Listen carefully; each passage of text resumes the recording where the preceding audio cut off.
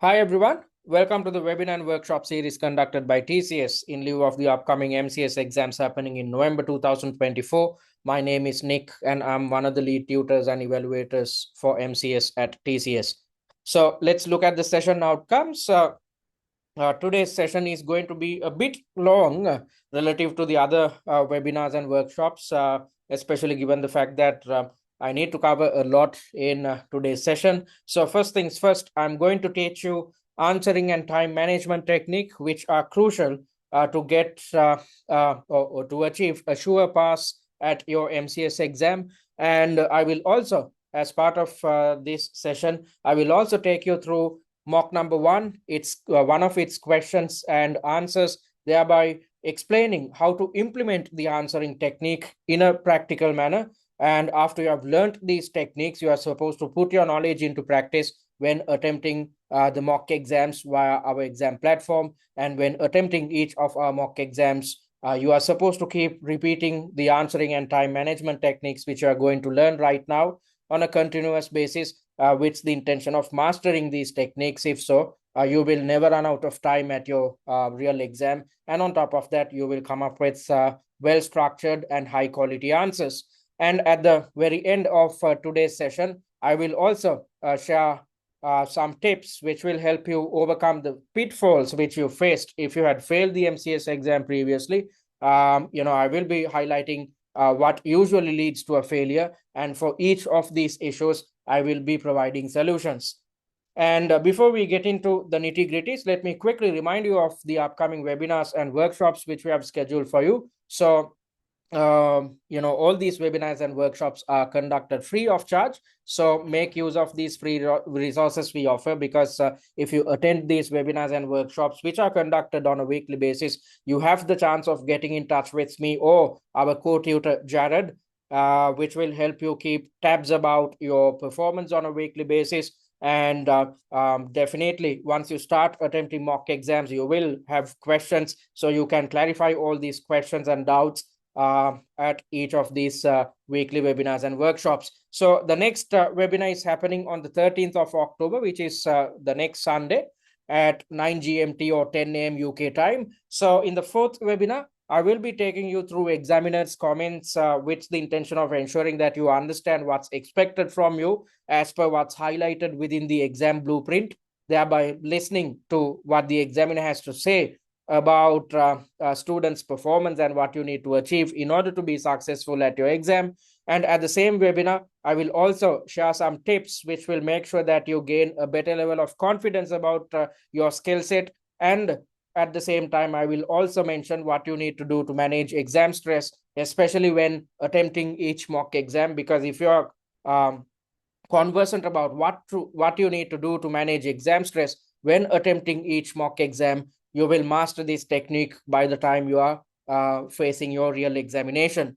And via the three workshops, Jared will be taking you through three exam type and pre-scene specific questions based on our mock exams, covering the E2, F2, and P2 pillars. And once you have attended these workshops, you will gain a better understanding about how to tackle each syllabus element and how each syllabus element is tested at your exam. And also, via these workshops, we will be allocating some time for a Q&A. So by the time you are attending these workshops, as per our study plan, you should be done with at least two mock exams. So you will definitely have questions, and Jared will be available to clarify your doubts via these workshops. And the final workshop, which happens 2 or 3 days before your exam, I will be sharing last minute tips with you to make sure that you walk into your exam with a positive mindset, believing in yourself, because if so, you will pass the MCS exam successfully. And having said that, let's move on to the answering technique. So when developing answers, most students, what they would do is they will read through the question. So this is how a typical question looks like. It's as if you are receiving an email from your superior. Usually, it will be your senior finance manager. And you can see that there's a subject which gives us an indication about what's covered within this email. And there will be 2 or 3 requirements under each task. And on top of these requirements, you will also gain access to a set of reference materials. Under each task, there could be just one single reference material, or in some questions, you'd see 2 or 3 reference materials. So, for instance, if I take you to task number 3, you see 2 different attachments, thereby gaining access to 2 different reference materials. So likewise, in certain tasks, you would see just one reference material, whereas in certain tasks, you would see 2 or 3 reference materials. So at the exam, always make sure to check your reference material, because the reference material carries additional information about what's highlighted within the email. Because as I've mentioned throughout this webinar series, the CIMA examiner is trying to replicate a real-life corporate environment. So it's as if you are receiving an email from your superior. And at office, if you receive an email, you will also have attachments. You need to check attachments before you respond to the email, because these attachments carry additional information which is aligned with what's highlighted within each scenario. So you need to, first things first, read through the scenario. After reading through the scenario, what most students will end up doing is they'll start typing out the final answer right after reading the scenario. That should not be your approach. Instead, you need to allocate some time to develop something called an answer plan, or you need to allocate some time to plan out your answer. So that's where our answering technique starts. Okay. So, and when developing your answers, before you develop your answer plan, your first step should be to come up with headings and subheadings. Headings should be in bold and underlined format, and subheadings should be in bold format. So focused on each subtask which appears within each and every task, you need to come up with main headings. So for instance, if you look at the first requirement, section number 1, the time allocation is 45 minutes and the number of subtasks is 2. So there are 2 subtasks in total. That's exactly what you can see within this paper as well. There are 2 subtasks. So when you are developing your answer, you need to have 2 main headings, a main heading per subtask. So if there are 2 subtasks within your answer for this particular task, you need to have 2 main headings which are in bold and underlined format. And if there are 3 subtasks within a certain question, then focused on each subtask, you need to develop a main heading. So in your answer, in your final answer, you need to have 3 main headings which are in bold and underlined format. All right. So you need to come up with headings and subheadings. And after using a main heading per subtask, if you feel that you need to further fraction out the answer, you are invited to use subheadings which should be in bold format. So what am I talking about? Let me quickly take you through the suggested answer which I've developed for this mock exam. So as I mentioned earlier, task number 1 carries 2 subtasks. So I've come up with 2 main headings which are in bold and underlined format. This is the first heading, and the second heading is this. And as I mentioned earlier, if you want to further fraction out your answer, you can use subheadings. So that's exactly what you can see here. I've used several different subheadings which are in bold format. So that's the first element which you need to focus on before you start developing your answer plan. So you are supposed to read through the scenario, then develop appropriate headings and subheadings, a main heading per subtask, and you can decide on the number of subheadings you need to have. There is no hard and fast rule which says that you must come up with subheadings. You can use subheadings if you want. And when developing answers, so when finalizing your answer, you are supposed to provide answers in paragraph form, which consist of 2 to 4 lined sentences. So why is the examiner asking you to provide answers in paragraphs? With the intention of ensuring that you are aware of how to respond to a typical email which you'd receive at your office. So when developing your answers, just like in a real life corporate environment, you are supposed to develop answers in paragraph form. And I've seen students, when developing answers, they write everything together within one single paragraph. which is not too good when it comes to marking your paper. Although you are allocated with 3 hours to attempt the entire exam, a marker takes only 10 to 13 minutes to mark your entire paper. So when all your answers are within one single paragraph, the marker's life becomes hell. Because of that, you might end up losing marks because the marker will have to spend some additional time to pick and select how many points you have mentioned within your answer, and the marker will have to spend some time to demarcate the answer points which appear within your answer. So rather than being in the bad books of the marker, it's good to be in the good books of the marker, which will ensure that you gain the appropriate amount of marks based on the quality of your answer. So with the intention of helping the marker, with the intention of being in the good books of the marker, it's best that you listen to the CIMA examiner and develop answers in paragraph form, and each paragraph should consist of 2 to 4 lined sentences. So your paragraph should be totally aligned with your answer plan or the number of points which appear within your answer plan. You will gain a better understanding of what I'm talking about in a little while, because I will, when I'm further teaching you answering technique, I will talk about an answer plan. So let's assume under a certain subtask, you decided to include 7 main points. So focused on each main point, you need to develop a paragraph. So if there are 7 main points within your answer plan, you need to have 7 paragraphs within your finalized answer, or the paragraph which is in the answer which is in paragraph form.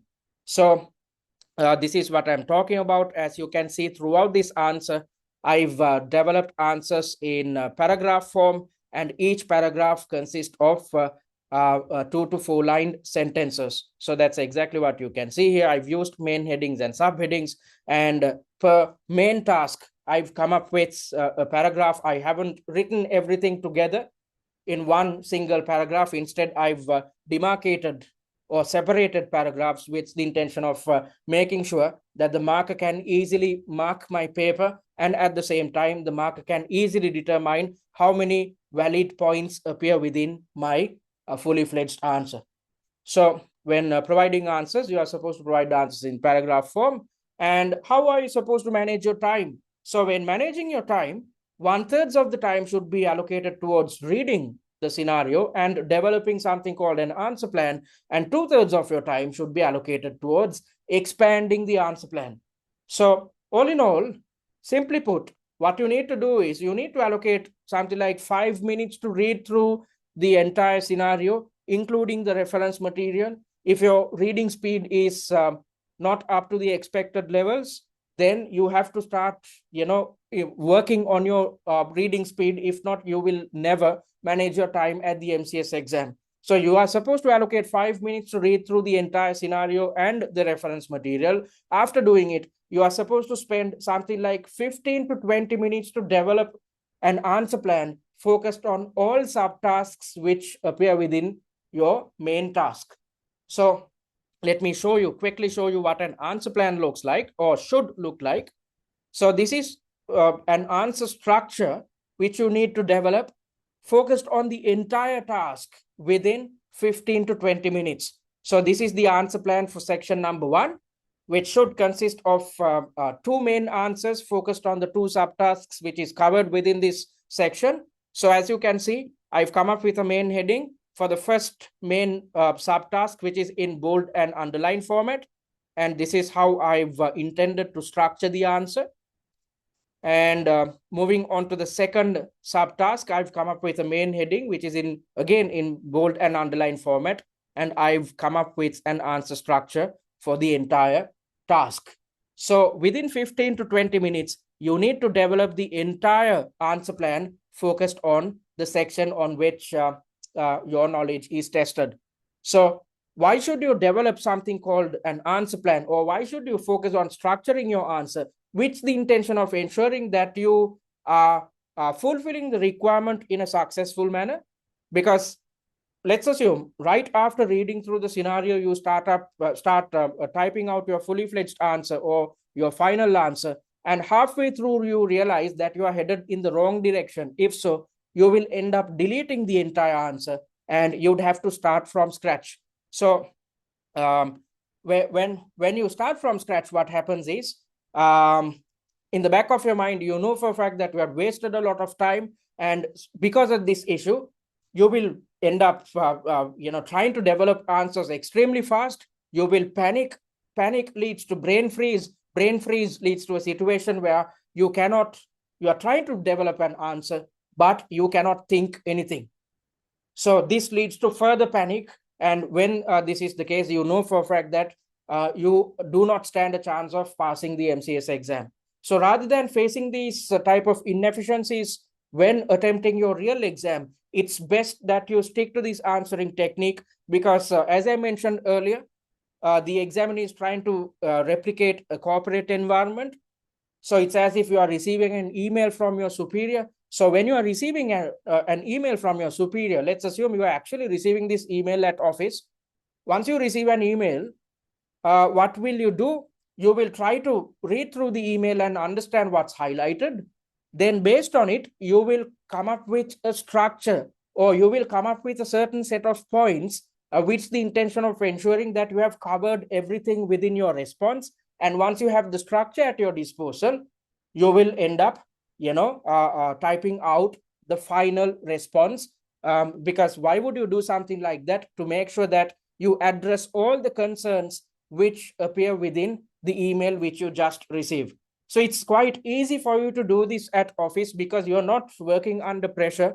You're not working in a time pressured environment. But at your exam, each task carries a time allocation of 45 minutes. So you cannot take your own time. So with that in mind, you need to allocate 15 to 20 minutes per task to develop the answer, to structure the answer, to understand how theoretical elements, or what type of theoretical elements should be brought in with the intention of enhancing the quality of your answer, what type of pre-seen information should be brought in with the intention of improving the quality of your answer. So you need to think about all these things. You need to plan out your answer within 15 to 20 minutes. And once you have come up with such an answer plan, when it comes to typing out your fully fledged answer or your final answer, your life becomes easy, because now you know what you need to cover within each and every paragraph. So as I mentioned earlier, if your answer plan carries 7 valid points, you know for a fact that in your final answer, you should have 7 paragraphs. And you also know what to include within each and every paragraph. So allocate 15 to 20 minutes of your time and develop the answer plan. After you have developed the answer plan, use the remaining time, which is 15 to 20 minutes once again, in order to flesh out the answer plan or expand the answer plan in paragraph form. So focused on each main point which appears within your answer plan, you need to come up with a separate paragraph. So you are not trying to multitask at your exam, because if you try to plan as well as type out the answer, you will be faced with a lot of complexities, especially given the fact that you are under exam stress, you are operating under a time pressured environment. However, if you stick to this process, you are allocating some time to plan out your answer. And once you have an answer plan at your disposal, when you know what you're supposed to type in your fully fledged answer, you are allocating the remaining time towards typing. So you are handling planning at the beginning of the requirement, and at the end of the requirement, you are focusing your attention towards typing rather than trying to do planning and typing both together. So rather than multitasking, you are solely focusing on typing in the first 20 to 25 minutes. Then utilizing your remaining time, you are supposed to expand your answer plan in paragraph form. So that's how you're supposed to manage your time. You'd gain a better understanding about how to do this when I take you through the free mock exam, based on which I'm going to further explain answering and time management techniques. And when developing the answer plan, you are supposed to understand how many points should appear within each subtask based on the mark allocations. So the mark allocation for each subtask can be easily determined by having a look at, or by identifying the weightage provided for each and every subtask. So as you can see, we are in task number 1. In section number 1, there are 2 subtasks, as I mentioned earlier. The first subtask, the weightage is 60%, and the second subtask's weightage is 40%. So by looking at these weightages, you can easily determine how many marks are allocated for each subtask.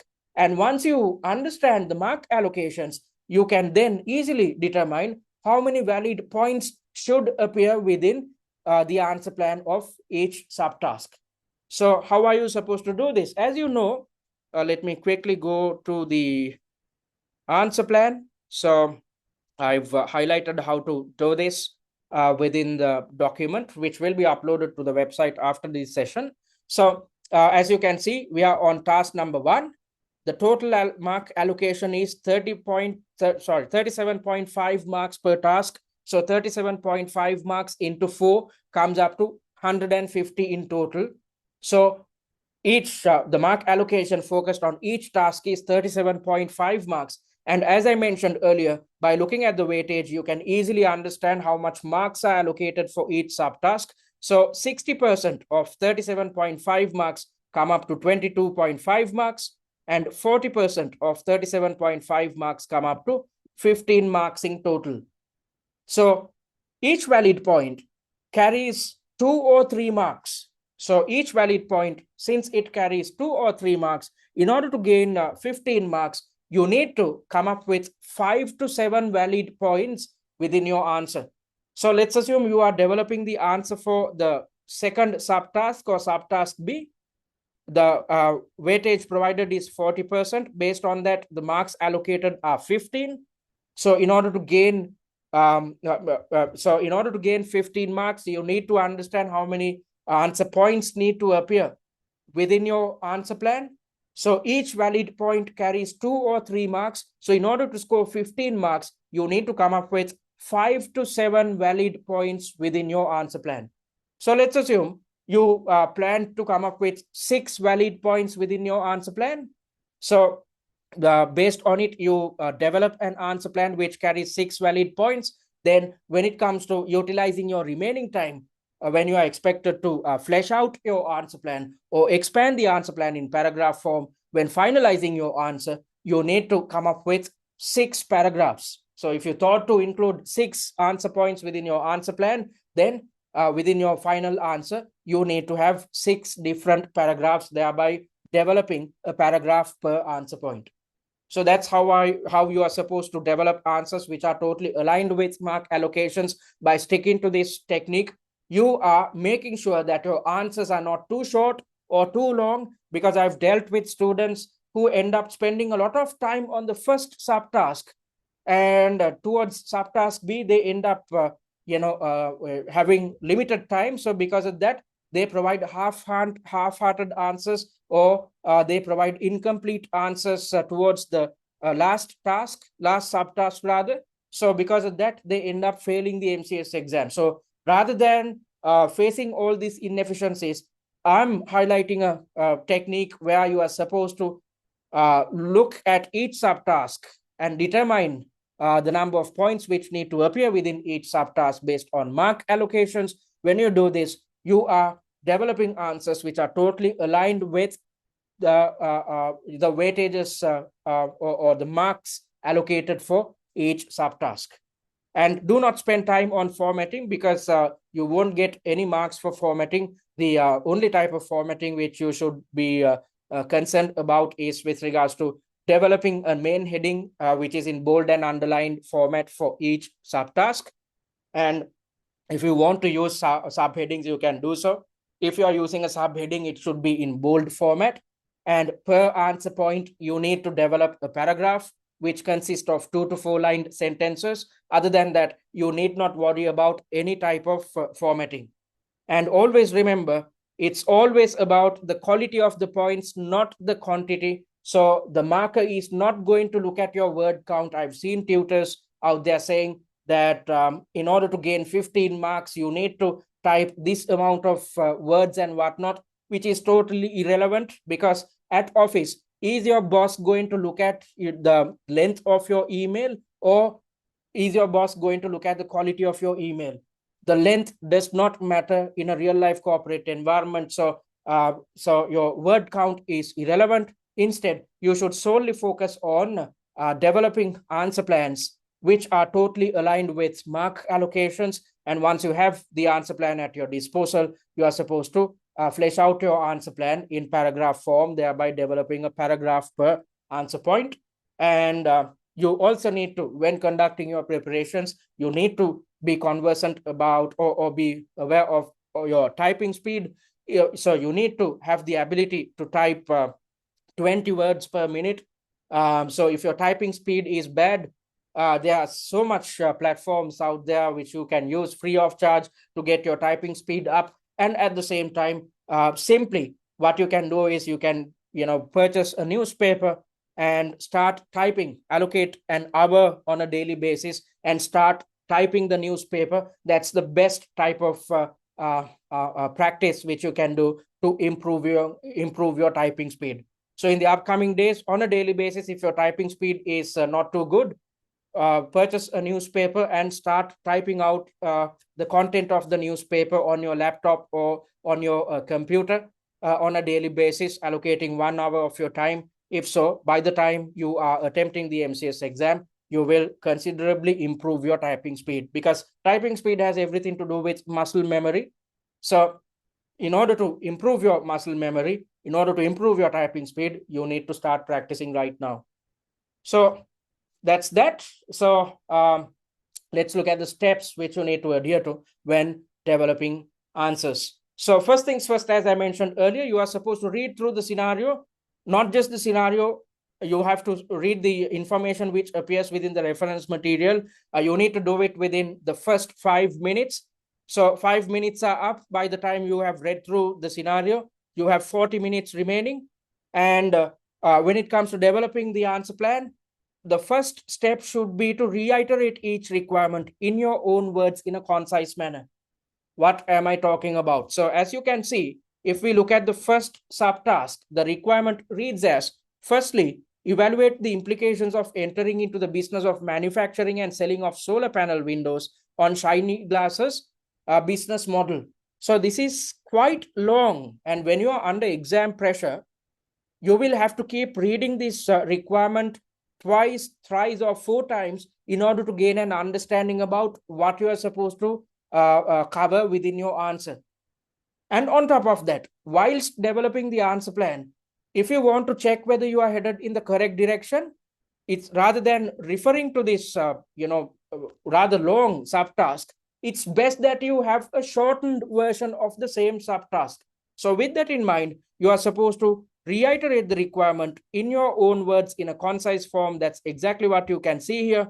The requirement goes as, evaluate the implications of entering into the business of manufacturing and selling of solar panel windows on Shinyglas business model. I've simplified the requirement in my own words in a concise manner, which reads as, implications of entering the new line of business on business model. So this clearly gives you an indication of what you are supposed to achieve. So this makes your life easy when it comes to understanding the requirement clearly.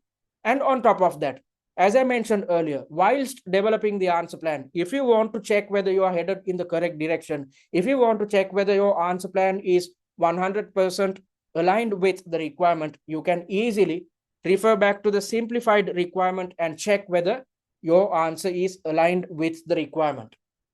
So in order to make your life easy, rather than going through this extended requirement over and over, so this is quite a short subtask if you really look at it. But let's look at another requirement. There was a long one. I'm sorry, probably it was on a separate mock exam. But so if you look at this requirement, first, advise the board on the approach that should be taken to successfully negotiate the acquisition of Eco Insulate Innovations with the two owners of Eco Insulate Innovation for full acquisition and the possible issues that may arise during the process. So this is quite long, and this appears within section number 2. How are you supposed to reiterate it in an understandable manner? Advice on the approach to successfully negotiate the acquisition. So it makes your life easy with regards to understanding the requirement, and at the same time ensuring that you develop answers which are totally aligned with the requirement at hand. And halfway through developing your answer plans, you can always refer back to the simplified requirement to check whether you are headed in the correct direction. So that is your step number 2. Reiterate each requirement in your own words in a concise manner. And after you have done that, you are supposed to develop headings and subheadings. As I mentioned earlier, per subtask, you need to come up with a main heading, which is in bold and underline format. And if you want to further fraction out your answer, you are invited to use subheadings, which should be in bold format. And after doing this, you have to start developing the answer plan focused on each subtask. And if there are 2 subtasks, you need to develop the answer plan for both subtasks within 20 minutes. You won't get it right when you are attempting this technique or when you are practicing this technique for the first time. However, once you keep practicing this technique over and over, just like what I said, there's muscle memory involved with improving your typing speed. The same applies to the answering technique as well as time management technique as well. When I'm asking you to develop the answer plan focused on all subtasks within 20 minutes, you won't be able to do it. However, once you keep practicing this technique over the 6 mock exams, by the time you are in mock number 4, you will gain a good understanding about this answering technique. So you will have the capability of developing answer plans focused on the entire task just within 20 minutes. And when developing the answer plans, you need to determine how many points need to appear within your answer plan. And as I mentioned earlier, you are supposed to gain an understanding about it by looking at the weightages provided. So you are supposed to determine the mark allocations based on weightages. And as I mentioned earlier, 2 or 3 marks are allocated per valid answer point. And when developing the answer plan, do not use your scratch pad. Instead, develop the answer plan on the answer screen itself. Why am I saying this? Because a scratch pad is a separate pop-up. You will see what I'm talking about in a little while when I'm taking you through our free mock exam. So the scratch pad is a different pop-up. So when you are trying to develop the answer plan within the scratch pad, and when you are trying to type out your fully fledged answer or the final answer on the answer screen, it leads to complexities. Let's assume that you plan to include 7 valid points within your answer, and you develop the answer plan on the scratch pad. And when shifting between your answer plan and your answer screen, let's assume since you are under exam pressure, you missed out on one of the points which you intended to include within the answer. So you plan to include 7 valid points within your answer. And however, when typing out your fully fledged answer, you only included 6 valid points. So these type of inefficiencies can be avoided if you develop the answer plan on the answer screen itself. So don't utilize your scratch pad. The scratch pad can be used to type out information, important information taken from the requirement, taken from the scenario. Other than that, when it comes to developing the answer plan and expanding the answer plan, do it on the answer screen itself. And once you have the answer plan at your disposal, the remaining 20 minutes should be focused towards typing out your answer plan or fleshing out your answer skeleton or answer plan, or expanding your answer plan in paragraph form. So per valid point which appears within your answer plan, you need to develop a paragraph. So these are the steps which you need to adhere to when developing answers. So before we move on to the mock exam, where I'm going to discuss how to practically implement these techniques under exam conditions, let me quickly mention what we offer at TCS.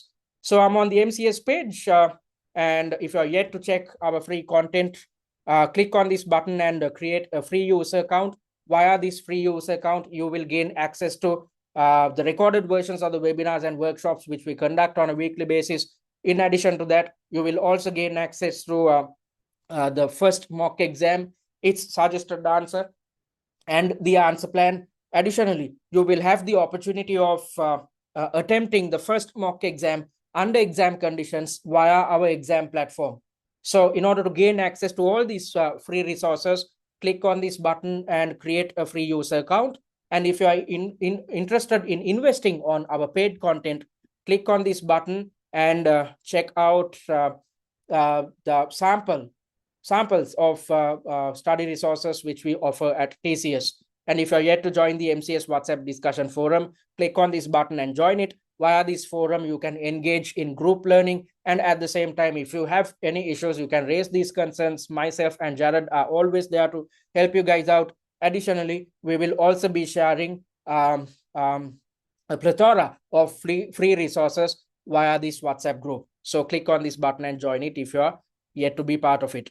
And talking about the two packages we offer, the value pack and premium pack.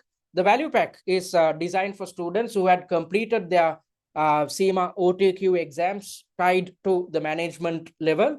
So since you have already learned theory which is covered within E2, F2 and P2 syllabi, you simply need to work on your application skills. You need not spend a lot of time to relearn theory. Instead, since you have already learned theory, you simply need to focus on improving your application skills. So if you opt for the value pack, you'd gain access to the recordings of all webinars and workshops which are conducted on a weekly basis. You will gain access to 6 mock exams with suggested answers. So on top of the free mock exam, you will gain access to 5 additional mocks under the value pack. And mind you, when developing the mock exams, we have made sure to cover the entire syllabus to make sure that you are conversant with how each syllabus element is tested at your real exam. And if you had gone through past exam variants, you would have seen 6 variants under each pre-scene. Why are there 6 variants? Because it takes 6 mock exams to cover the entire syllabus covered within your management level. So with that in mind, we have developed 6 mock exams as well to make sure that you are conversant with how each syllabus element, E2, F2, P2 syllabus areas are tested at your real exam. You'd also gain access to pre-scene analysis videos, 4 videos in total. And once you have watched these pre-scene analysis videos, you'd gain a good understanding about what appears within your pre-scene document. You'd also gain access to the annotated pre-scene. You saw what the annotated pre-scene looks like in the previous session where I conducted a pre-scene analysis. So by having a look at this annotated pre-scene, you would have gained an understanding about the way in which we conduct our evaluations. We have come up with tutor annotations with the intention of summarizing the entire pre-scene, which makes your life easy when it comes to decrypting pre-scene information. And at the same time, via these same annotations, we have also highlighted probable exam scenarios which can be thrown at you at your real exam, and the type of syllabus areas which can be tested based on the hints provided by the CIMA examiner. So by gaining access to this annotated pre-scene, you are in a position to gain a good understanding about what appears within your pre-scene document. You'd also gain access to industry and financial analysis cards. Let me quickly show you the type of slides which we have prepared for a previous case study sitting. So our industry analysis cards consist of 4 main elements. In the first part, we have defined the industry to make sure that you gain a good understanding about what this industry is all about. And then we have also highlighted industry trends and challenges. Based on these trends and challenges, scenarios will be thrown at you at your real exam. And at the very end, we have provided information pertinent to real life companies, considering, thereby providing information about 2 real life companies. So if you go through this set of slides, you can gain a good understanding about your industry. You need not conduct your own research. We have done it for you. And the same could be said about the financial analysis slides as well. At the very end of your pre-scene document, you would have seen your financial statements as well as your closest competitors' financial statements. So we have evaluated each financial statement in depth, yet making sure to keep things simple so that you gain a good understanding about what appears within each financial statement. And at the same time, you can easily understand about the financial situation of your chosen company and its closest competitor. So that's exactly what you can see by looking at this document. We have evaluated the SOPL, the SOFP, and at the very end, we have conducted a ratio analysis considering your own company and its closest competitor. Again, we have kept things simple to make sure that you are in a position to easily understand about the financial standing of your chosen company and its closest competitor. So these are the type of resources which come under the value pack. You'd also gain access to top 10 likely issue slides, which indicate the most probable scenarios which can be tested at your real exam. You'd also gain access to the case study familiarization kit. Once you have read through this familiarization kit, within 10 to 15 minutes, you will gain an in-depth understanding about the technicalities behind your exam. You'd also gain access to tutor managed live chat and the OTQ revision cards. So as I mentioned earlier, the value pack is designed for those who had already learned theory. So after attempting each mock exam, if you feel that you cannot remember a certain theoretical concept, or if you feel that you need to brush up your knowledge concerning the theories which are covered within the mocks, simply refer to the OTQ revision cards. In a jiffy, you are in a position to brush up your knowledge rather than having to spend a lot of time to revise your theory. So the value pack is priced at £249. Then moving on to the premium pack, this is designed for those who had failed the MCS exam previously and for those who are coming through the exemption route.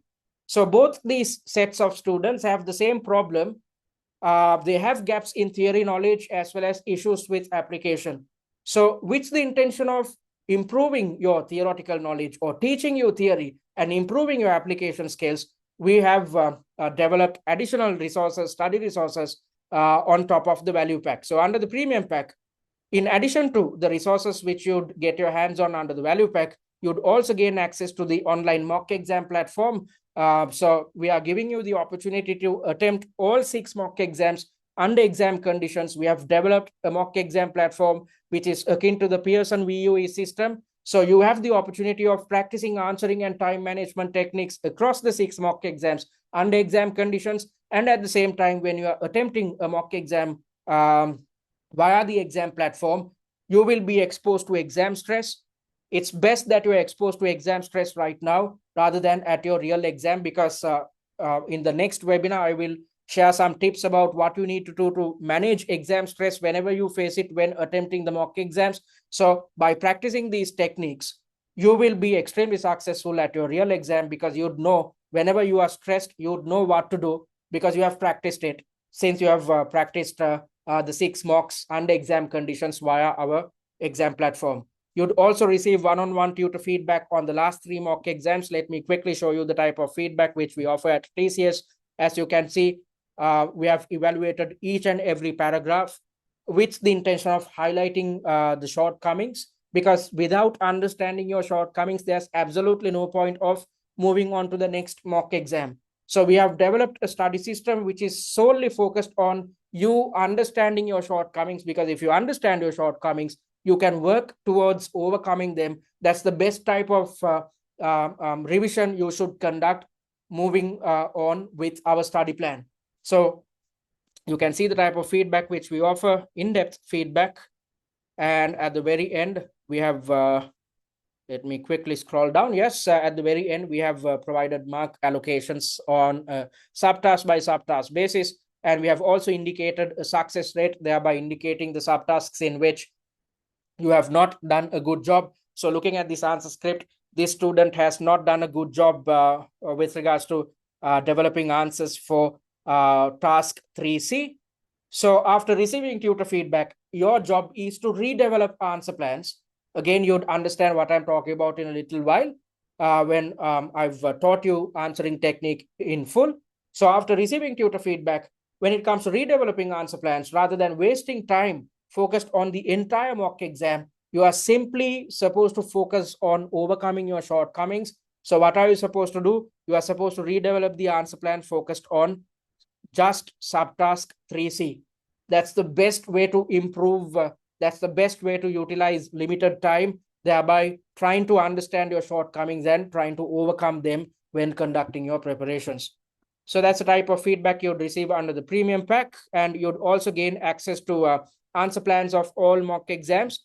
So you'd see what an answer plan looks like in a little while, because based on this answer plan, I'm going to explain the logic behind the answer, at the same time teach you the relevant theoretical element and application skills. So if you had invested on MCS study resources from other study providers, you would have gotten access to mock exams and suggested answers. But we have gone a step further, and we have developed answer plans or answer structures, which will make sure that you easily understand the logic behind each answer. You will easily understand how to structure answers, how to bring in theoretical elements and include it within your answers, and at the same time, what type of pre-seen info should be brought in with the intention of enhancing the quality of your answer. So after receiving feedback or after attempting each mock exam, your job is to conduct revision focused on the mock which we have just finished. What type of revision should you involve yourself with? You are supposed to redevelop the answer plan. And once you have redeveloped the answer plan, compare the fresh answer plans to the answer plans which we have provided to further improve the quality of your answering technique. Because if you're in a position to develop well-structured answers, if you're in a position to get your answering technique right, then you will achieve success at your MCS exam. And the premium package comes with 20 master classes as well. In a little while, you'll see how we conduct our master classes. The objective of developing the master classes is to make sure that you understand the logic behind each answer, and at the same time learn the theoretical concept which appears within each task of our mock exams, and improve your application skills. So focused on the 5 paid mock exams, we have developed 20 master classes. So in each mock exam, just like in your real exam, there are 4 tasks in 4 and 4 tasks into 5 mocks come up to 20 tasks in total. So focused on each task, we have developed master classes with the intention of taking you through the logic of each answer, teaching you the relevant theoretical concept covered within the task, and on top of that, improving your application skills. And once you have access to all this type of content, you will pass for sure, hence the pass guarantee.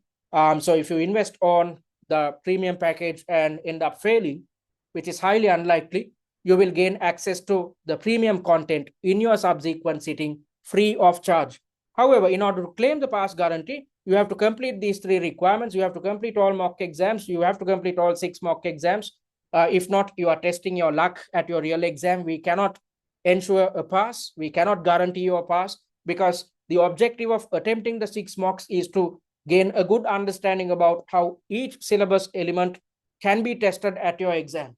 So with that in mind, you have to complete all 6 mocks. And when attempting each mock exam, do not refer to the master classes, the suggested answers, or the answer plans. Instead, try to do it on your own. Try to give your best shot. This will enable you to understand where you stand as a student. If you understand your shortcomings, you can work towards overcoming them. Otherwise, if you look at the answers and try to attempt mock exams, you will be fooling yourself. And you have to meet the performance criteria for 40% or higher for the last 3 mock exams. We have come up with this criteria to make sure that you do a serious job when attempting the last 3 mock exams, especially given the fact that you are receiving tutor feedback for the last 3 mocks. And once you have completed all these requirements, there's absolutely no way you'd fail the MCS exam. That's why we are providing a pass guarantee. So the premium pack is priced at £799, which can be paid in 2 monthly installments of £399 each. And if you opt to pay in full, you can save £100. If so, the price of the package is going to be just £699. So you can select your preferred package and purchase it via our website itself. So before we move on to the mock exam, let me quickly take you to our study plan, which can be accessed within the same web page. So according to the study plan, we are in week number 3, which is the most hectic week if you look at our study plan, because from next week, from the 4th week onwards, or from the week after next, you are only supposed to allocate something like 9 hours of study time per week. And a week before your exam, you will start relaxing. You are not supposed to attempt any mocks and whatnot. I've explained why this is the case in our previous webinar, in the first webinar.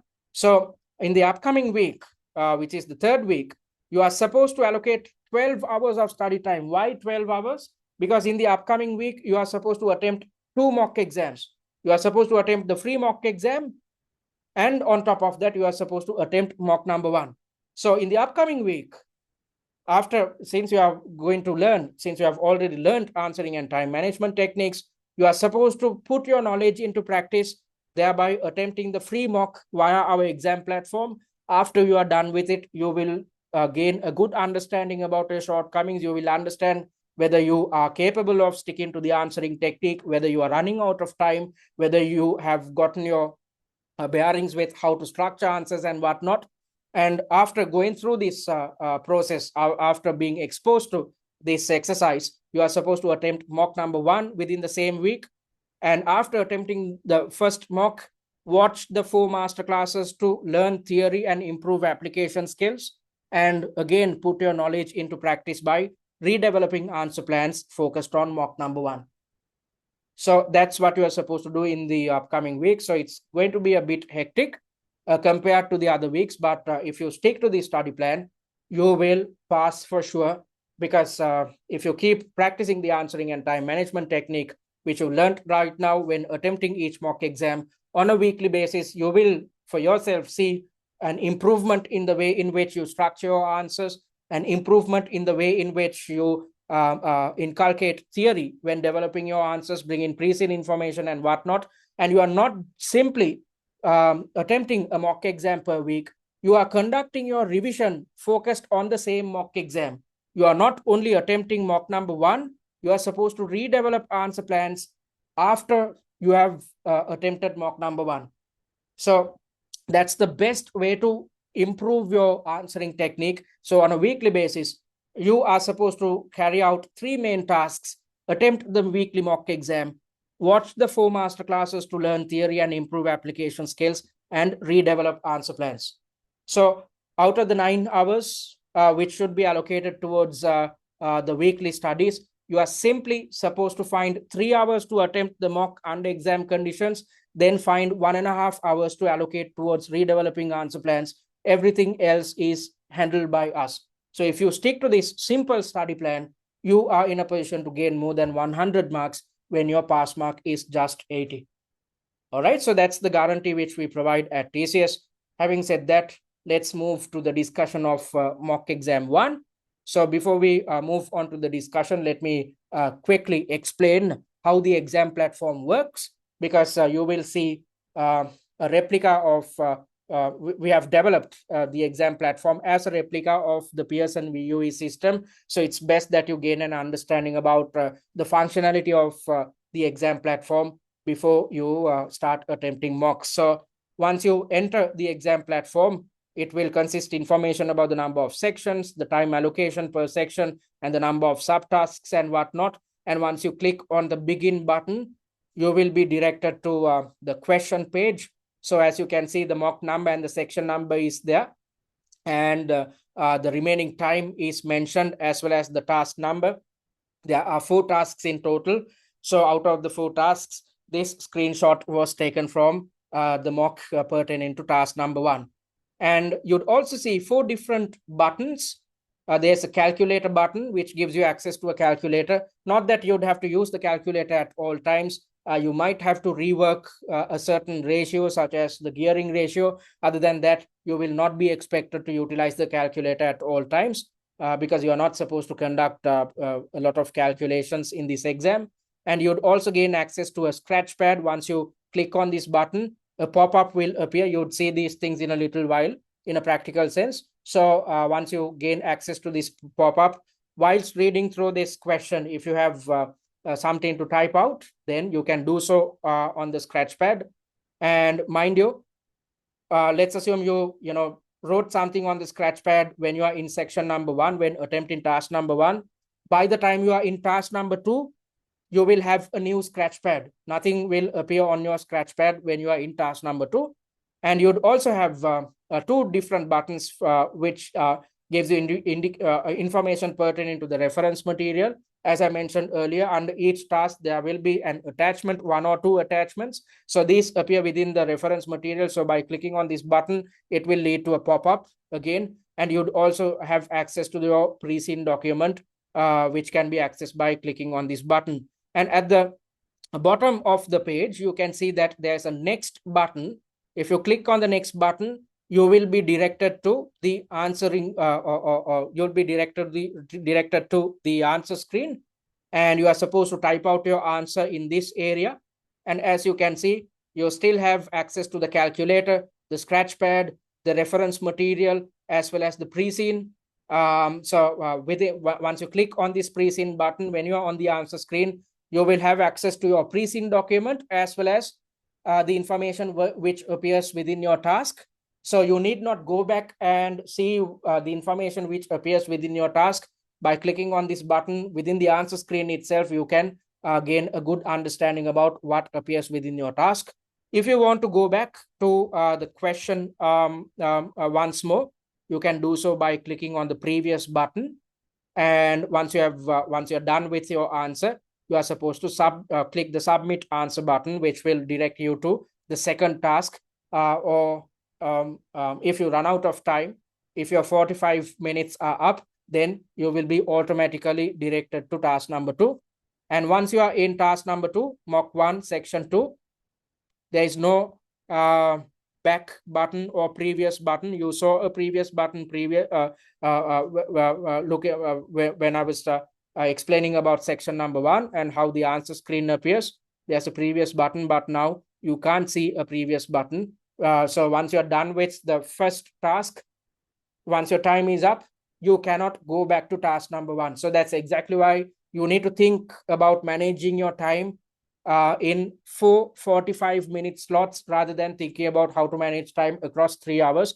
Because once you're done with the first 45 minutes, you have to forget about it because you can't go back, and you have to focus on the task at hand. That's why you need to think about how to utilize your 45 minutes on a task by task basis across the 4 tasks which appear within your exam. So having said that, let's move on to the discussion. So I'm going to conduct the discussion by gaining access to the exam platform. So once you have clicked on this button, or once you have invested on paid content, or even if you had only purchased or created a free user account, once you click on this button and once you gain access to the account, this button will read as access dashboard. Click on that button, then go to my courses, and you'd see MCS free. Click on the access content button, then you'd gain access to the student dashboard, which consists of the videos, the available videos under your package, and the study material, different type of study material, again based on the package on which you have invested. And you'd also gain access to the mock exams. Since I'm on the free student dashboard, I only have access to the questions and answers of mock number 1. If you want to gain access to the other 5 mock exams, you need to invest on paid content. And via the exams tab, by clicking on mock 1, you can start your mock attempt under exam conditions via our exam platform. So that's exactly what I'm going to do right now. You can't see the entire screen because of my screen sharing setting. However, you saw how all the buttons and whatnot, how the exam platform is structured, because I explained these things to you a while back. So we are in mock number 1. There are 4 tasks in total. So when explaining the answering technique, I'm only going to direct your attention towards section number 1, subtask B. So you can begin your attempt by clicking on the begin button. And as I mentioned earlier, you'd have access to a calculator, which can be moved here and there, and you can close it. There's a scratch pad on which you can type out information as and when necessary. You can see the timer running out as well as the task number. You'd also gain access to reference material. That's exactly what you can see here. And you'd gain access to the pre-seen document. And within it, you'll have a separate task which carries the same information which appears within your task. So let's look at the requirement and try to understand what the question or the type of information highlighted within the question. Hi, I have a major update. Over the past few months, the board has been evaluating various strategic options for Shinyglas with the goal of ensuring the company's long-term growth and adaptation in the evolving business solutions market. So we are in the process of pursuing some type of diversification because our board members are thinking about strategic options with the intention of ensuring the long-term growth of our company.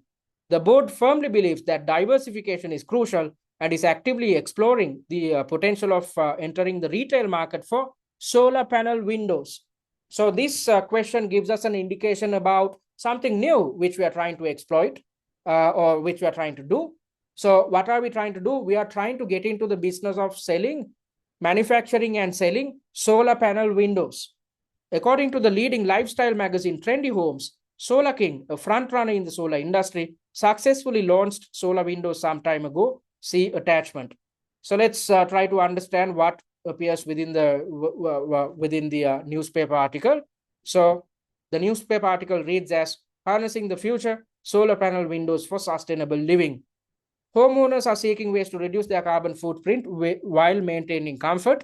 Solar panel windows combine double-glazed insulation with solar energy generation, providing both energy savings and sustainability. So this is good for our customers, which is and this is good for us as well. This is aligned with our reputation as well as our values, because we are in a position to offer energy savings to our customers as well as offer better sustainability.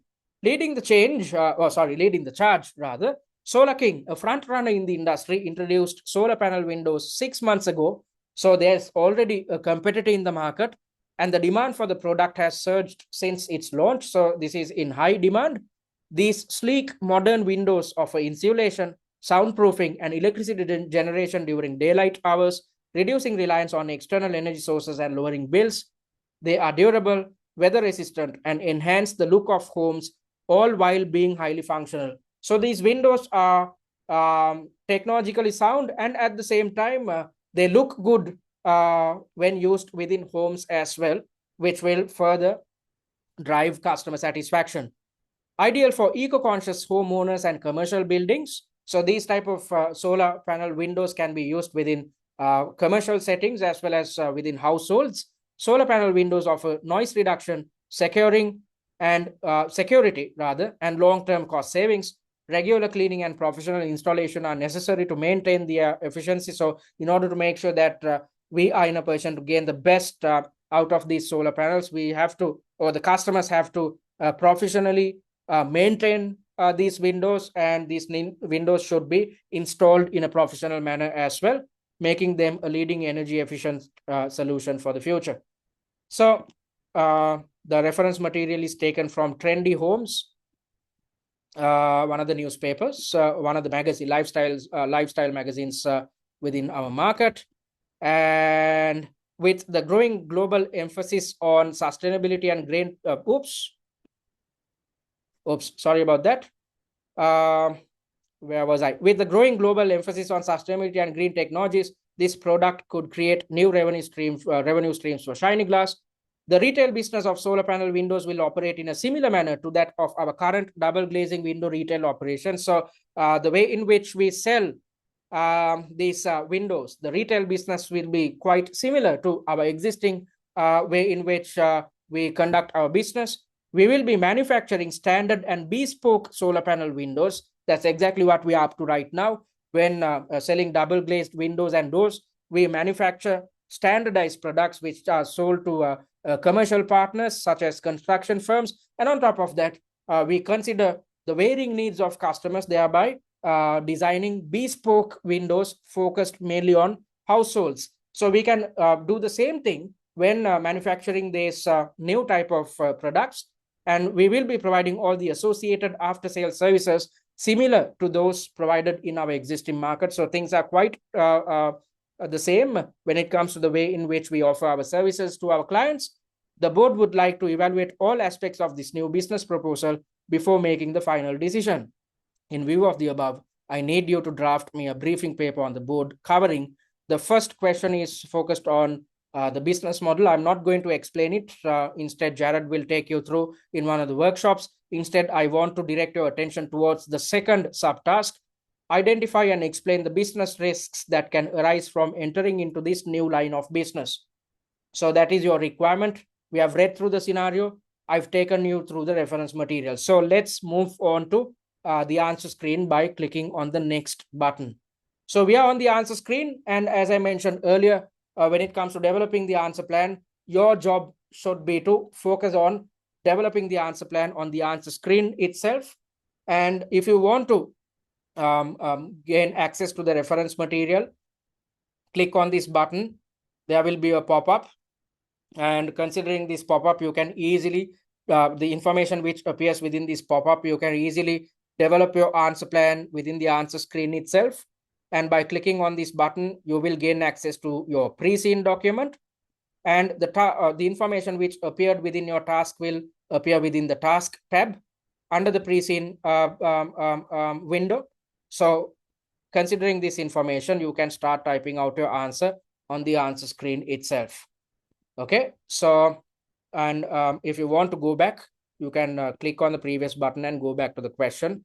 That's not necessary because you have access to the same task once you click on the pre-seen tab. All right, so let's try to figure out what type of an answer you need to develop in order to gain the best amount of marks for this requirement. So what are your steps? Let me quickly remind you the steps which you need to adhere to. You are supposed to read the scenario, taking 5 minutes of your time. We have done it so far. Then the next step is to reiterate each requirement in your own words in a concise manner. So that's exactly what you can see in here.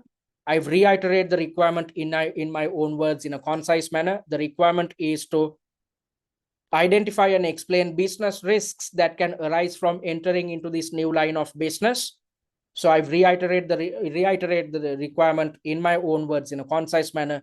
Risks that can arise from entering the new line of business. And based on the weightage provided, I've determined how many points need to appear within my answer. So 15 marks are allocated. So based on it, you can easily determine how many points should appear within your answer plan. So let me scroll down to the answer plan. So I've come up with a main heading for the subtask, which goes as risks that arise from entering into this new line of business. So before we think about risks, it's best that you gain a good understanding about what we are up to as a business. So I'm referring to the pre-seen mind map, which we have shared with you, which makes your life easy when it comes to understanding the information which appears within your pre-seen. So what are we into? Shinyglas is a manufacturer of double glazed windows and doors. So at the moment, we are manufacturing double glazed windows and doors, and we are trying to pursue a related diversification. We are trying to manufacture and sell double glazed windows which come with solar panels as well. Okay, so in order to gain an understanding about the type of risks which we are exposed to, it's best that we clarify or remind ourselves about what we are up to at the moment. So as I mentioned earlier, we are manufacturing double glazed windows and doors. And when manufacturing these double glazed windows and doors, we are procuring different types of raw material and component from different suppliers. So at the moment, we are procuring UPVC and aluminum frames. We are procuring sealed units of glass as well as fittings. And on top of that, especially with regards to procuring sealed units of glass, we might have to find a new set of suppliers because we cannot rely on the same set of suppliers if they are not capable of selling us sealed units which come with solar panels. So we might have to deal with an additional set of suppliers. And on top of that, we should also understand the type of how we drive our sales. Our sales are driven by our salespeople. So we have to train our salespeople about the new product and what it offers to customers. So we have to improve their skill set with regards to how they conduct sales and whatnot. And on top of that, we'd have to deal with installers because these solar panel windows should be professionally installed. So at the moment, our installations are carried out by 40 independent installation companies. So with regards to this new product category, we'd have to deal with the same set of installers, or else we might have to find a new set of installers, and we might also have to check or keep tabs about whether they are installing our products in an appropriate manner. If not, it will expose us to operational and reputational risks. So that's what we are up to. Based on it, I've developed my answer. So first things first, what type of risks are we exposed to because of this new initiative? We are exposed to competitive risks because Templand may already have established competitors who are selling these type of products. And as per the reference material, as per the newspaper article which appears within the reference material, Solar King is one of the major players within this industry. So there could be another set of players within the industry. And on top of that, Solar King is an established player. They have introduced this product to the market 6 months back, and the demand for the product has surged, which indicates that they are successful in the market. So we are trying to enter a similar market. There is no indication about the number of competitors out there or the type of competitors out there. So in a general sense, we can assume that there might be established competitors. If so, it will create competitive risks for us. And we need to compete for market share within this market. If we try to compete as a new entrant, we have to adopt a penetration pricing strategy. What is a penetration pricing strategy? That's a situation where a company which enters into a new market charges an extremely low price, which the indication of capturing market share. So if we charge an extremely low price, the other competitors might react to this and thereby try to drive down their prices, especially given the fact that Shinyglas, our company, is one of the front runners within the double glazing market. So when a front runner is selling a new product which carries technological capabilities, which carries energy generation capabilities, which offers better sustainability to customers, when we are offering additional things via our products, at the same time, if we try to reduce our prices, then the other players within the market will try to reduce their own prices, which will lead to a price war. If we are exposed to a price war, then it will impact our margins in a negative manner. So when we are trying to introduce something new, it will be a costly affair for us. We'd have to spend a lot of money on marketing, our manufacturing processes, and our sales initiatives. And on top of that, if we are exposed to a price war, we will have to reduce our price. If so, our margins will be impacted in a negative manner. So we are exposed to competitive risks or risks tied to competition by entering this new market. And we are also exposed to operational risks because we, when manufacturing these new set of products and selling them, we have to rely on different set of expertise. So we have to make sure that our manufacturing staff members are capable of manufacturing these new type of products. We have to make sure that we find high quality suppliers who are capable of supplying these new type of windows or sealed units or glasses. So we have to think about how we manage our supply chain, the type of suppliers we reach out to, and we need to make sure that we get in touch with suppliers who are capable of providing high quality sealed units to us. And at the same time, we have to be thinking about the lead times as well.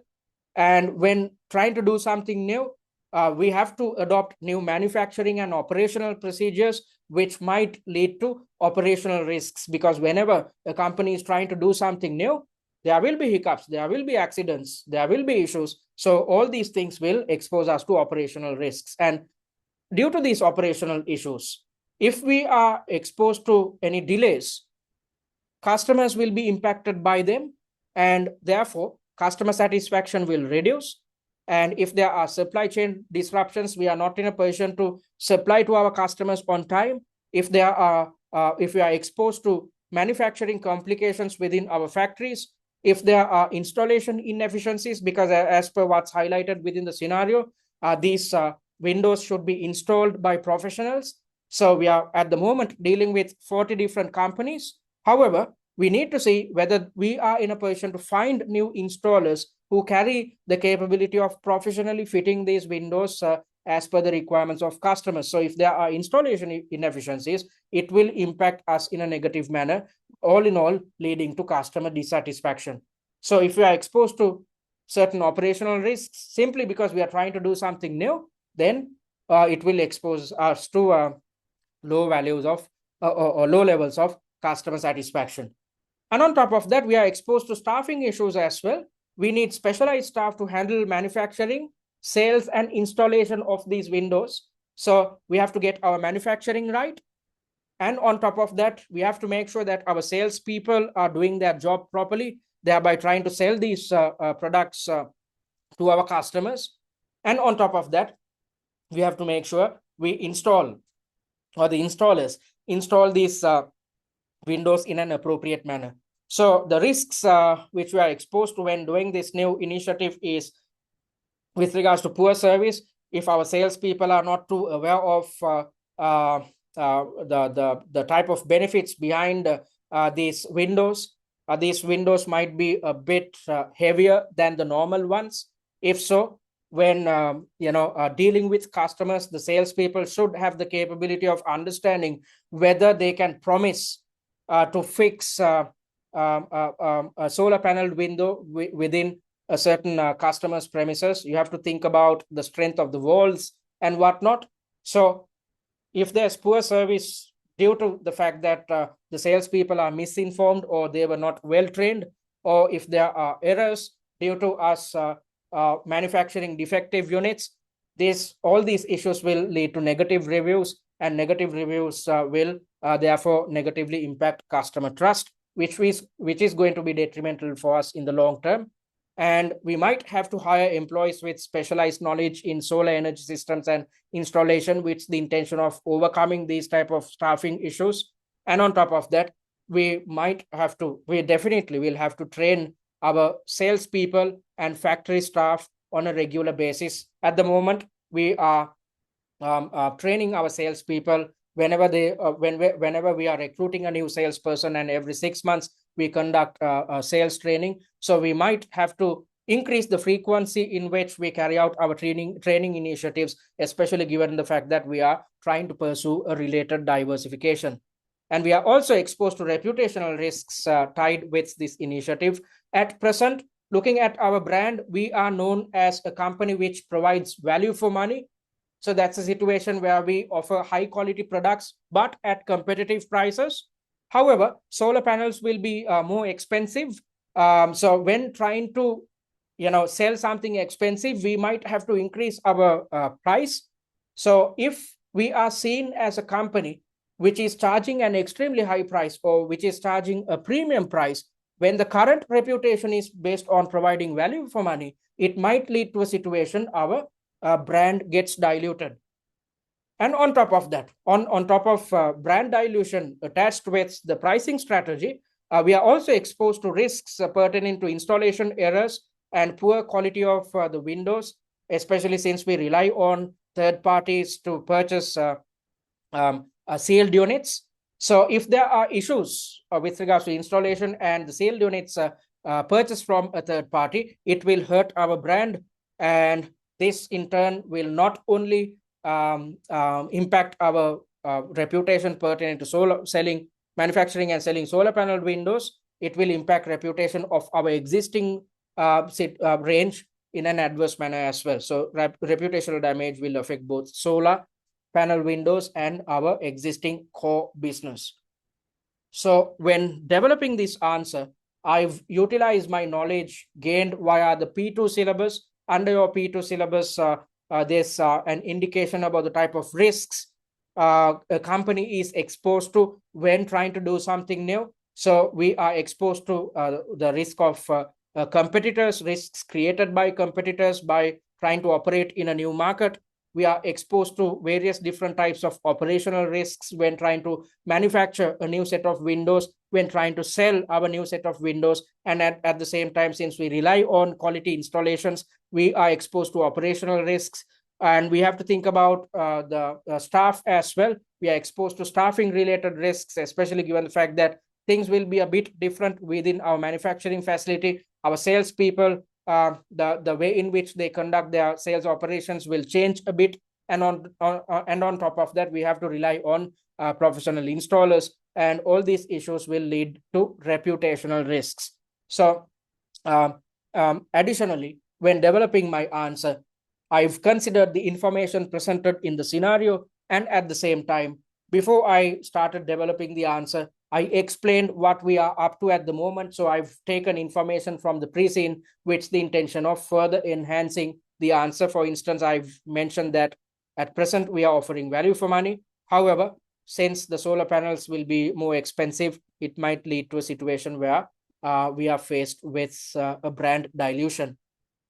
So that's what you need to get right, what you need to focus on when developing your answer plan. So once your answer plan is done, your next step, according to our answer planning technique, is to expand the answer plan in paragraph form. So focused on each valid point, you need to come up with a paragraph.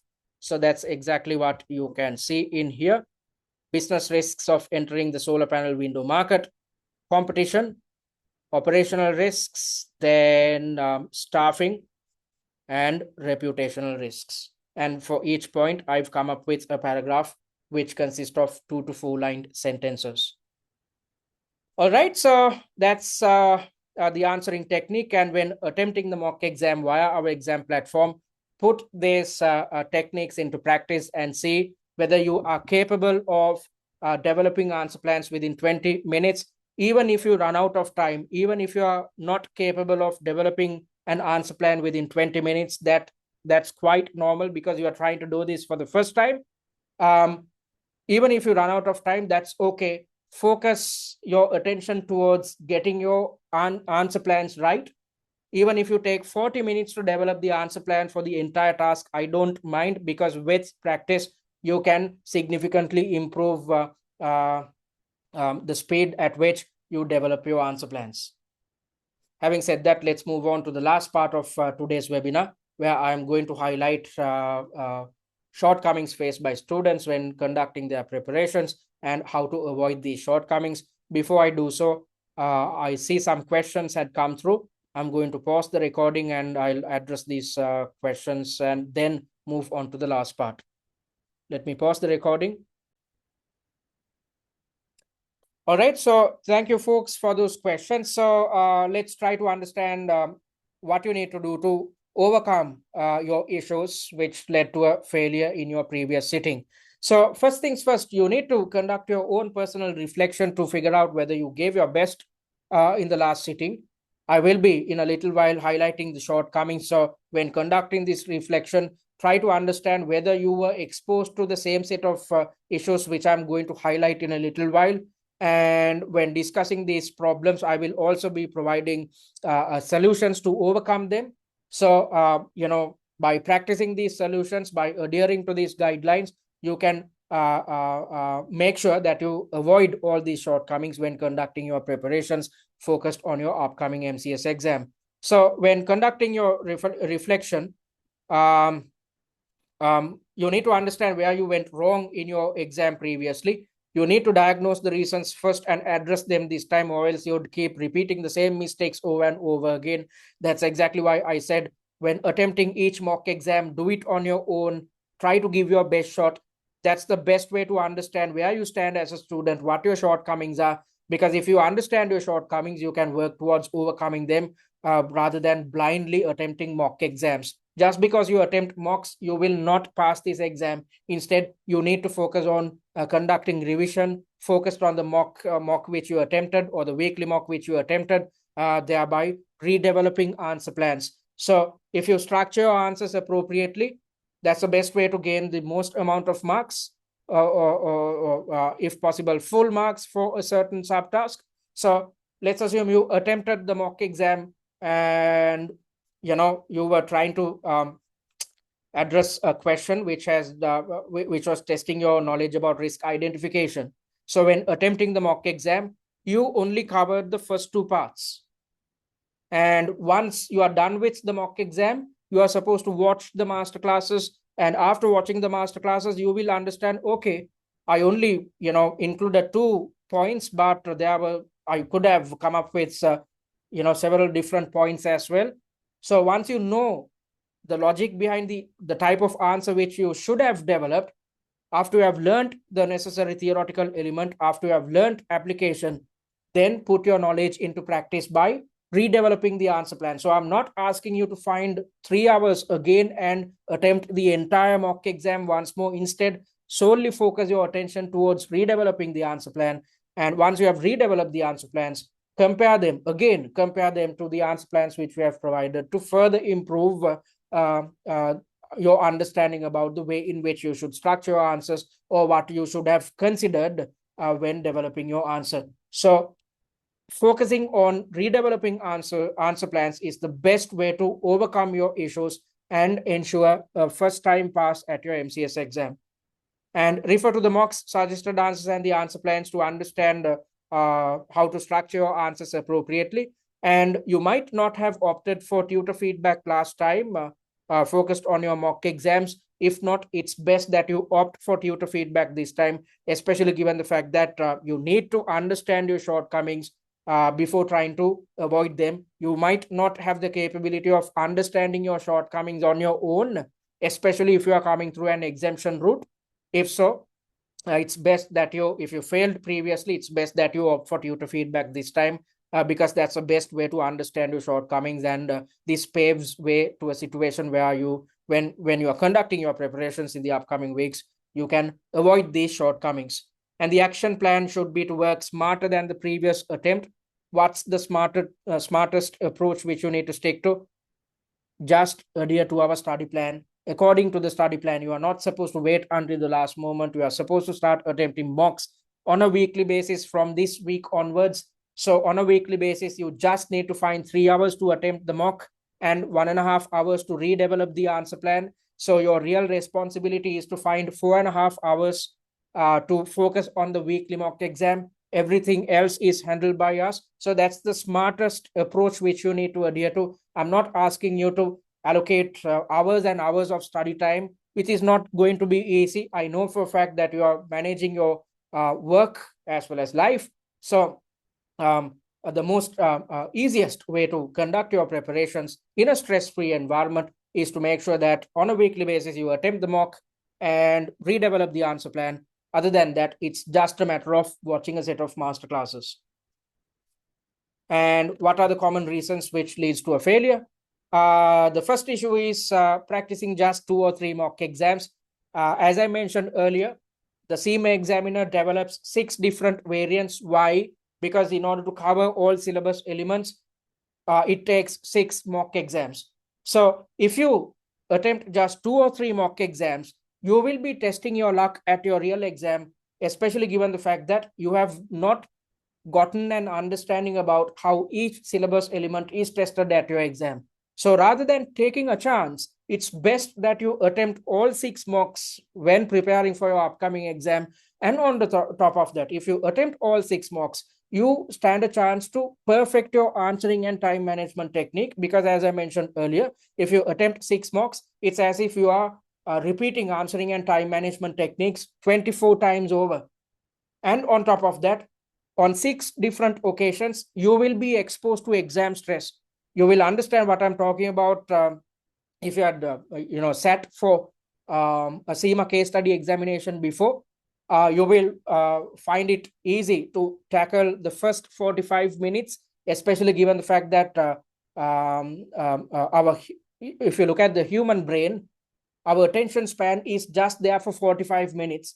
After the first 45 minutes are done, you will feel some type of fatigue. And by the time you are in tasks 3 and 4, you will be exposed to extreme levels of stress. You will start panicking. You will start sweating even if the AC is in full blast. So you will be exposed to all these issues. It's best that you are exposed to all these issues when attempting the 6 mocks rather than at your real exam or being exposed to these issues for the first time at your real exam. So with that in mind, with the intention of perfecting your answering and time management technique, with the intention of perfecting your stress management technique, you are supposed to attempt 6 mock exams under exam conditions, if possible, via our exam platform. And on top of that, by attempting 6 mock exams, you are making sure that you are conversant with how each syllabus area is tested at your real exam. And not practicing mocks under simulated exam conditions is another problem. I've dealt with students who would end up attempting certain mock exams, first task today, second task tomorrow, third task day after tomorrow, and likewise. But at the exam, you have to sit in one place and attempt 4 tasks in one go. So rather than attempting each task on a day-by-day basis, you have to attempt each mock exam under exam conditions. If so, you will be exposed to exam stress. Whenever you are exposed to exam stress, you'd know how to or what to do to overcome them after attending next week's webinar. So you have to, it's a must that you practice mocks under simulated exam conditions. And a lack of theoretical knowledge and application skills is a killer as well. If you do not know certain theoretical elements, especially if you're coming through the exemption route, you will have knowledge gaps pertaining to your F2 and P2 syllabi. So if you're not too conversant about, for instance, if you are clueless about the theories covered under the business model, which is covered under your E2 syllabus, if you are clueless about the, how to tackle a question to do with business models, then you will end up losing something like 60% of your marks at your real exam. So with that in mind, as I mentioned earlier, if you attempt all 6 mock exams, you will get your bearings with how each syllabus area is tested at the exam. You are in a position, and after attempting each mock exam, you are supposed to watch the master classes. That's the best way to learn theory and improve application skills in a jiffy. So in order to improve your theoretical knowledge and application skills, attempt the weekly mock, then watch the master classes. You can fine tune your application skills by redeveloping the answer plans. And relying on past exam variants or past papers is a problem as well, especially given the fact that 50% of weightage in your MCS exam is provided towards testing your theoretical knowledge, and 50% of weightage is provided towards finding out whether you have the necessary application skills. So when it comes to application skills, the examiner is trying to figure out whether you are capable of understanding what has happened within the company in the past, by thereby trying to gain an understanding about whether you had gone through the pre-seen document, whether you have mastered the pre-seen document. And when you are conducting your preparations based on past exam variants, which are built based on totally different pre-seen documents, you will be misguided. You will try to understand the logic behind each answer. The type of questions which can be tested on a previous pre-seen document will be totally irrelevant considering your current pre-seen. So there's absolutely no point of wasting time and effort trying to conduct your preparations based on past papers, especially given the fact that the internal and external dynamics which are applicable for these past papers are based on totally different pre-seens. So don't rely on past exam variants. If so, you'd have to repeat this examination. Instead, the prudent thing to do is to attempt exam standard and pre-seen specific mock exams. And inappropriate time answering technique is a problem. Now you know what to get right, what to do to improve your answering technique. After when attempting each mock exam, you are supposed to implement the answering and time management techniques which you learned right now. And at the same time, after the mock is done, you are supposed to replicate the same technique when redeveloping answer plans. So if you work on your answering technique, you will never run out of time at your exam, because if you run out of time, it shows to the examiner that you are not serious or you are not capable to play the role of a finance manager. So if you do not deserve to play the role of a finance manager, you will never pass this MCS exam. So with that in mind, work on your answering technique. And lack of revision is a problem as well. So most students think that simply by attempting mock exams, they can pass the MCS exam, which is not the case. That's exactly why I said that you need to conduct revision, thereby redeveloping answer plans after attempting each mock exam, not just redevelop answer plans. I also suggested that you should compare your fresh answer plans to the answer plans provided by us to make sure that you further improve your answering technique. And according to our study plan, if I take you to the website, that's okay. According to our study plan, in the last week leading up to the exam, you are not supposed to attempt any mock exams. Instead, you are supposed to go through the answer plans of all 6 mock exams. That's the best type of revision which you should conduct with the intention of revising all syllabus elements and revising the type of scenarios which can be thrown at you and revising the type of answers and how to structure your answers closer to the exam. So closer to the exam, you are revising, and at the same time, on a weekly basis, after attempting each mock exam, you are redeveloping answer plans and you are comparing your fresh answer plans to our answer plans. So it's as if you are going through each mock exam 5 times over before you sit for your real examination. You need not focus on anything else with regards to revision if you stick to this technique, if you stick to our study plan. And not adhering to a study plan is a killer. Most students wait until the last moment because they don't have a study plan at their disposal. So because of that, they start preparations a week or two before the exam, and they simply focus their attention towards attempting as much mocks as possible. That is not going to help you. Just because you attempt a mock, you will not pass. Instead, you should work on your answering technique. You should work on your work on redeveloping answer plans. If so, you will be extremely successful at your real examination. So that's exactly why we achieved a 94% pass rate in the previous sitting. And this student gained 108 marks, and 9 of our students who sat for the exams in May achieved more than 100 marks when the pass mark is just 80. And how did these individuals attempt this? Simply by sticking to our study plan. So it makes sense. If you stick to the study plan, you need not spend a lot of time. So start preparations right now. If you're yet to start, you have enough time. If you stick to our study plan and work on a mock exam on a weekly basis, you will be successful at your real exam, just like Hannah was successful. This was her first attempt, and she was coming through the exemption route. Conducted studies by sticking to our study plan, thereby finishing off everything within just 6 weeks, and ended up getting 108 marks. You can achieve the same if you are committed. And if you have any issues or if you face any problems, you can always get in touch with us. We are always there to help you guys out. Having said that, I'm reopening the Q&A. I'm going to pause the recording. All right, folks, thank you very much for those questions and concerns. I hope I addressed everything. And if you still have questions, you can simply drop your queries to our WhatsApp discussion forum. Myself and Jared will help you guys out.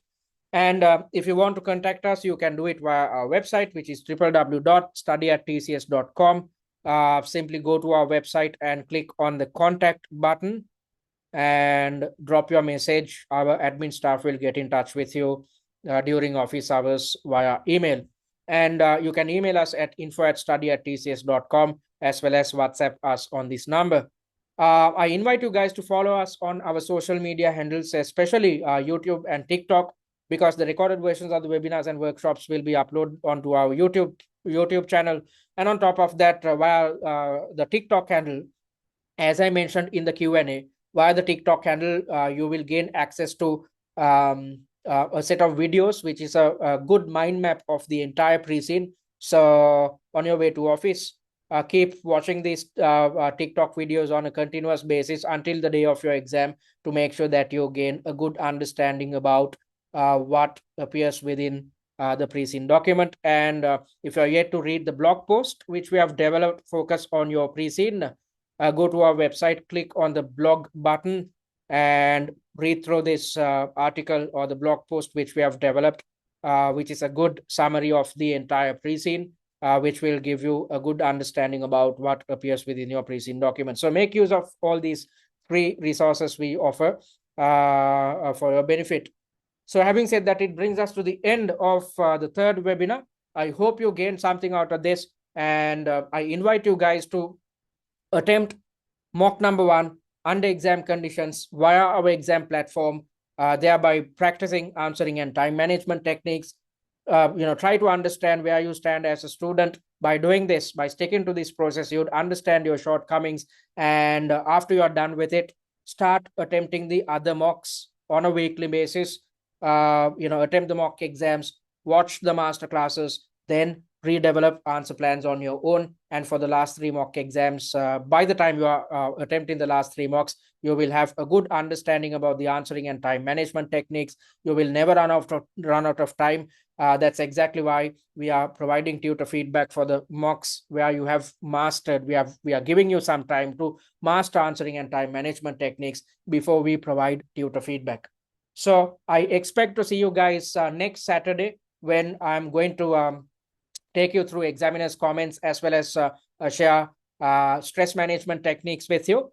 And having said that, I hope you'd start your preparations as per our study plan. So thank you very much for joining. I'll see you guys next Sunday. Stick to our study plan and take care.